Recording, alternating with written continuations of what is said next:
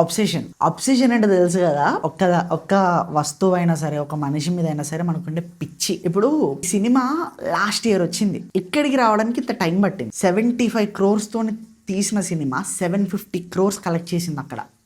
ఇక్కడ నిన్న night premier జరిగింది అండ్ ఈరోజు రిలీజ్ అయింది. ఈరోజు షోకి వెళ్ళిపోయాను. సినిమా చాలా సింపుల్.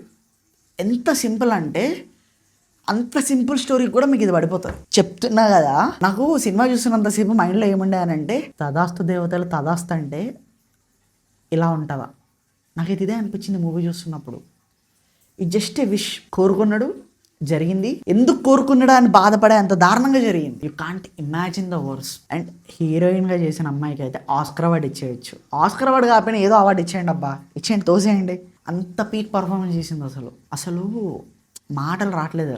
అసలు ఎంత సింపుల్ స్టోరీ అంటే అది, దీన్ని ఇలా కూడా చూపించొచ్చా అని చూపించారు. అసలు ఇప్పుడు ఒక పర్సన్ మీద ఇష్టం ఉండొచ్చు, పిచ్చి ఉండొచ్చు, దానికి మించిది అసలు అబ్సెషన్. దాన్ని అసలు నేను ఎలా టర్మ్ చేయాలో నాకు కూడా అర్థం కూడా కాలేదు తెలుసా.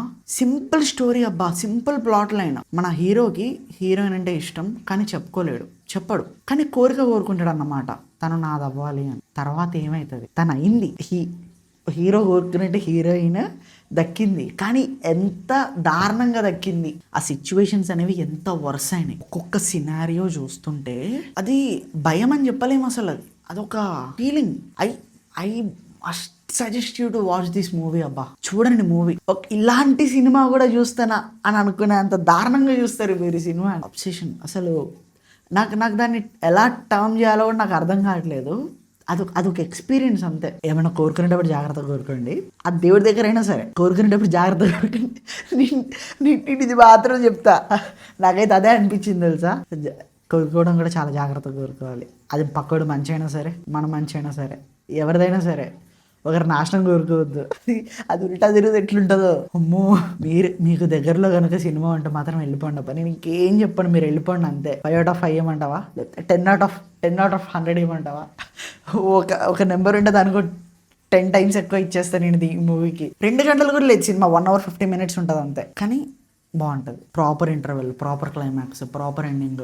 అసలు ఎలా ఎండ్ అవ్వాలో అలానే ఎండ్ అయిపోతుంది మూవీ. మీకు అంత బాగుంటుంది అనిపిస్తుంది లాస్ట్ వరకు, కానీ అప్పటికే అంత అయిపోతుంది. బాగుంటుంది మూవీ, మీరు చూసేయండి అంతే. నేను ఇంతకంటే ఎక్కువ ఏం చెప్పలేను. I'm not intended to give any spoilers అనమాట. మీరు వెళ్ళిపోండి అంతే.